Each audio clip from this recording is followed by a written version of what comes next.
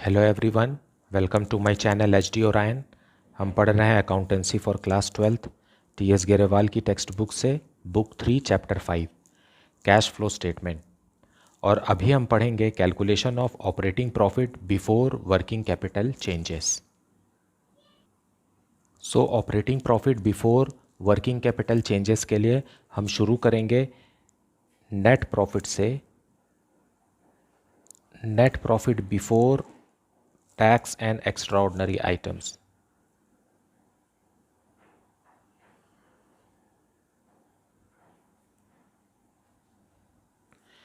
How to calculate net profit before tax and extraordinary items हम अपने previous video में discuss कर चुके हैं।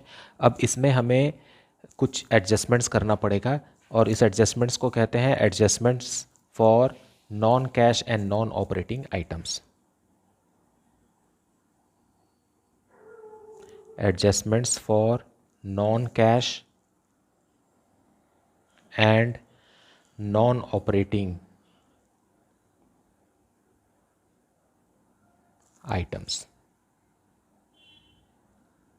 तो हमें यहाँ ये समझना होगा कि नॉन कैश आइटम्स कौन से हैं और नॉन ऑपरेटिंग आइटम्स कौन से हैं। नॉन कैश आइटम इनकम भी हो सकते हैं, एक्सपेंसेस भी हो सकते हैं। उसी तरीके से नॉन ऑपरेटिंग आइटम्स में भी इनकम भी हो सकता है और एक्सपेंसेस भी हो सकता है। तो इसमें हम ऐड करेंगे non cash expenses. Non cash expenses, क्योंकि हम कैश फ्लो स्टेटमेंट बना रहे हैं और हमें नॉन कैश आइटम्स को रिमूव करना है ताकि हमें पता चल सके कि कैश फ्लो क्या है और कैसे है। उसके लिए हमें statement of profit and loss में जितने भी नॉन कैश एक्सपेंसेस हमने चार्ज किए हैं जिसके कारण हमारा नेट प्रॉफिट कम हो गया है उसको हम वापस जोड़ देंगे ताकि हमारा कैश फ्लो सही सही दिखाया जा सके। नॉन कैश एक्सपेंसेस में आ जाता है डेप्रीशिएशन, जो कि decrease in the value of fixed assets है और टेंजिबल फिक्स्ड एसेट्स है। और एमोर्टाइजेशन, ये भी decrease in the value of intangible fixed assets है। फिर बैड डेट्स है और provision for bad and doubtful debts है। और इस तरीके के और भी कुछ आइटम्स हो सकते हैं जिसे नॉन कैश एक्सपेंसेस समझा जाता है या ये नॉन कैश एक्सपेंसेस ही हैं, क्योंकि जब डेप्रिसिएशन चार्ज करते हैं स्टेटमेंट ऑफ प्रॉफिट और लॉस में तो नेट प्रॉफिट रिड्यूस हो जाता है, लेकिन डेप्रिसिएशन के लिए कंपनी को किसी को जाके कैश देने की या पेमेंट करने की ज़रूरत नहीं है। तो इसी तरीके से ये सारे आइटम्स जो हैं वो नॉन कैश एक्सपेंसेस है, तो इसे हम नेट प्रॉफिट में जोड़ देंगे ताकि हमारा कैश फ्लो इंक्रीज हो जाए। नेक्स्ट है non operating expenses. Non operating expenses को भी हमें वापस नेट प्रॉफिट में जोड़ देना है। नॉन ऑपरेटिंग एक्सपेंसेस वो एक्सपेंसेस हैं जो ऑपरेटिंग एक्टिविटीज़ से रिलेटेड नहीं हैं, लेकिन ये फिर भी स्टेटमेंट ऑफ प्रॉफिट और लॉस अकाउंट में चार्ज किए जाते हैं जिससे कि नेट प्रॉफिट कम हो जाता है। For example, interest on long term borrowings, discount on loss of issue of debentures written off, then goodwill और पेटेंट्स और copyright amortized, loss on issue of debentures written off, loss on sale of fixed assets. ये कुछ ऐसे expenses हैं etcetera, और भी बहुत सारे कुछ हो सकते हैं। ये कुछ ऐसे एक्सपेंसेस हैं जो बहुत सारे क्वेश्चंस में कॉमनली पाए जाते हैं और ये नॉन ऑपरेटिंग एक्सपेंसेस हैं क्योंकि इनका operating activities of the enterprise से कोई भी लेना देना नहीं है। इसलिए नॉन कैश एक्सपेंसेस और नॉन ऑपरेटिंग एक्सपेंसेस दोनों को हमें प्लस करना है। अब इसमें हमें लेस करना है non cash incomes. Non cash incomes में जैसे कि लायबिलिटी रिटर्न ऑफ है या कोई डेट रिटर्न ऑफ है या कोई एक्सेस प्रोविज़न बन गया है उसे हमें कम करना है। जैसे कभी कभी ऐसा हो जाता है कि provision for bad and doubtful debts इस साल के लिए एक्सेस में हो गया, तो उसे जो कम करते हैं तो उसे हम नॉन कैश इनकम्स मानते हैं और उसे हमें वापस नेट प्रॉफिट में लेस कर देना है। और नेक्स्ट आइटम है non operating incomes and gains. कुछ ऐसे इनकम्स और गेंस एंटरप्राइज को होते हैं जो कि नॉन ऑपरेटिंग होते हैं, उनका ऑपरेटिंग एक्टिविटी से कोई डायरेक्ट रिश्ता नहीं होता है। जैसे कि प्रॉफिट और gain on sale of fixed assets और इन्वेस्टमेंट्स। एंटरप्राइज का मेन मकसद फिक्स्ड एसेट्स बेचना या इन्वेस्टमेंट बेच करके लाभ कमाना नहीं है, इसलिए ये जो गेन है इसे नॉन ऑपरेटिंग इनकम माना जाता है, इनकम या गेन माना जाता है। उसी तरीके से एंटरप्राइज को अगर कोई इंटरेस्ट रिसीव होता है या रेंट रिसीव होता है या डिविडेंड रिसीव होता है, डिविडेंड इन्वेस्टमेंट्स में रिसीव हो सकता है, सो ये जो है ये नॉन ऑपरेटिंग इनकम्स है, ये कंपनी के ऑपरेटिंग एक्टिविटी से जनरेटेड रेवेन्यू या इनकम नहीं है, इसलिए हम इसे वापस लेस कर देंगे नेट प्रॉफिट में से, ताकि सही सही कैश फ्लो का कैलकुलेशन किया जा सके। अब जो अमाउंट आ गया ये है operating profit before working capital changes, मतलब वर्किंग कैपिटल के चेंज होने के पहले का ऑपरेटिंग प्रॉफिट, ये cash flow from operating profit है। Now let us see some questions from the text book. Now question number 10, from the following information calculate operating profit before working capital changes. और question में दिया हुआ है net profit before tax and extraordinary items ₹4,47,000, depreciation on machinery ₹84,000, interest on borrowings ₹16,800, goodwill amortized ₹18,600, loss on sale of furniture ₹18,000, premium on redemption of preference shares ₹6,000, gain or profit on sale of investments ₹12,000, interest and dividend received on investments ₹27,600।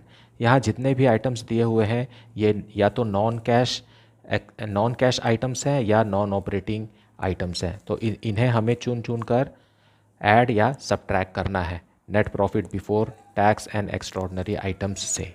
Now solution 10, calculation of operating profit before working capital changes. हम शुरुआत करेंगे net profit before tax and extraordinary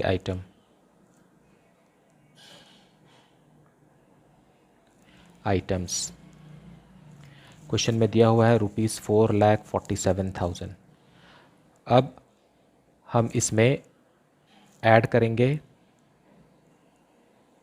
non cash and non operating expenses, non operating expenses दोनों को ही हम इसमें add back करेंगे। तो उसमें सबसे पहले आ गया depreciation on machinery, depreciation on machinery question में दिया हुआ है ये 84,000। फिर ऐड करेंगे interest on borrowings, interest on borrowings जो है वो नॉन ऑपरेटिंग एक्सपेंसेस है ₹16,800। फिर गुडविल एमोर्टाइज्ड,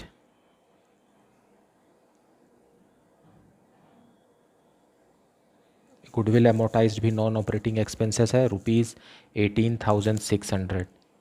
फिर loss on sale of furniture,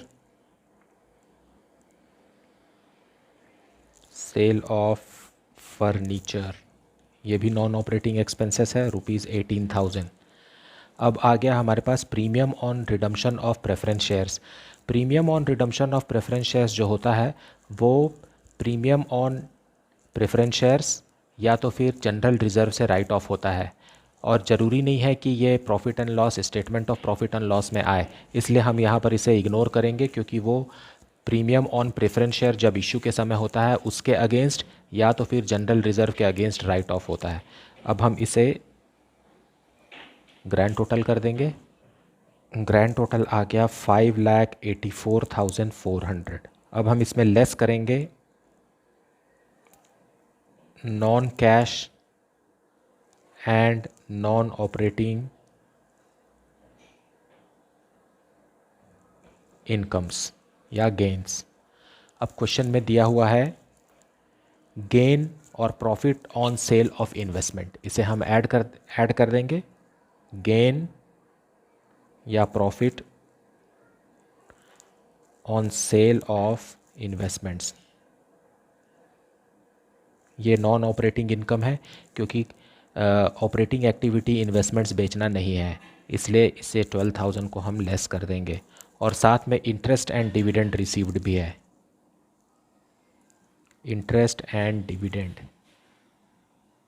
received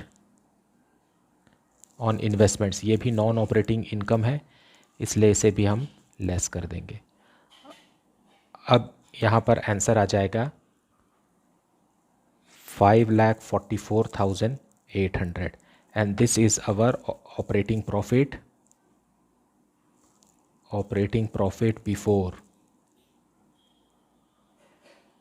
working capital changes.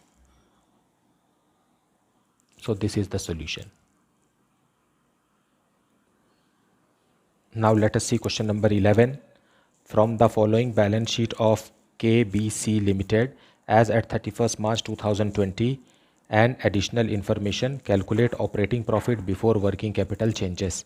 यहाँ हमें बैलेंस शीट दिया हुआ है, ये 31st March 2020 that is current year का इन्फॉर्मेशन है और ये 31st मार्च 2019 मतलब प्रीवियस ईयर का इन्फॉर्मेशन है। अभी हम लाइबिलिटी साइड देख रहे हैं। शेयर होल्डर्स फंड में शेयर कैपिटल और रिजर्व्स एंड सरप्लसेस दिया हुआ है और करंट लाइबिलिटीज़ में trade payables, other current liabilities और short term provisions that is provision for tax दिया हुआ है। Let us see the asset side and other information. और एसेट साइड में दिया है नॉन करंट एसेट्स में फिक्स्ड एसेट्स, टेंजिबल और नॉन करंट इन्वेस्टमेंट्स, और करंट एसेट्स का भी अमाउंट यहाँ हमें दिया हुआ है। और नोट्स टू अकाउंट में रिजर्व एंड सरप्लस का डिटेल्स दिया हुआ है जिसमें जनरल रिजर्व है और surplus that is balance in statement of profit and loss दिया है। एडिशनल इन्फॉर्मेशन में एक ही इन्फॉर्मेशन है, depreciation for the year was ₹75,000 और हमें कैलकुलेट करना है operating profit before working capital changes. So let us see the solution. Solution 11। सबसे पहले हम वर्किंग नोट में calculation of net profit before tax and extraordinary items calculate करेंगे। उसके लिए हम रिजर्व एंड सरप्लस में surplus balance in statement of profit and loss लिखेंगे। So surplus balance in statement of profit and loss. Closing balance को पहले लिखेंगे। Closing balance दिया हुआ है ₹1,70,000 लेस सरप्लस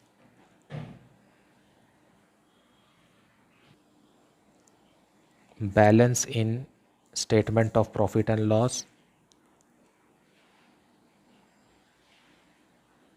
ओपनिंग बैलेंस दिया है ₹1,00,000 का। So surplus for the year is ₹70,000। अब इसमें हम ऐड करेंगे provision for tax made for current year, previous year का नहीं, करंट ईयर का 1,00,000 और जनरल रिज़र्व में जितना ट्रांसफ़र हुआ है, मतलब 5,00,000 क्लोजिंग है और 4,00,000 ओपनिंग है, इसलिए डिफरेंस को लिखेंगे यहाँ 1,00,000। अब जो अमाउंट आएगा दैट इज़ 2,70,000, यही हमारा net profit before tax and extraordinary items है।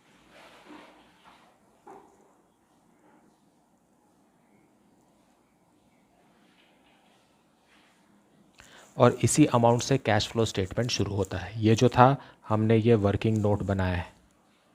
अब कैश फ्लो स्टेटमेंट का फर्स्ट पार्ट बनाएंगे जिसमें हमें कैलकुलेट करना है operating profit before working capital changes. So operating profit before working capital changes में सबसे पहले हम लिखेंगे net profit before tax and extraordinary items जो हमने कैलकुलेट किया है ₹2,70,000। अब इसमें हम non cash and non operating expenses add करेंगे और यहाँ पर सिर्फ एक ही नॉन कैश आइटम्स दिया हुआ है क्वेश्चन में और वो है depreciation for the year. So depreciation ₹75,000 और कोई भी इंफॉर्मेशन नहीं है। सो यही हमारा आंसर है और आंसर है ₹3,45,000। So this is operating profit before changes in working capital changes. अभी जब इसमें वर्किंग कैपिटल का ट्रीटमेंट भी हो जाएगा आने वाले क्वेश्चंस में, तो जो प्रॉफिट निकलेगा वो cash flow from operating profit होगा। मुझे उम्मीद है कि आपको कैश फ्लो स्टेटमेंट का भी कॉन्सेप्ट बहुत अच्छे से समझ में आ रहा है। And if you are having any doubt or any suggestion, please write it in the comment section. Please like, subscribe and share the channel. Thank you so much for watching.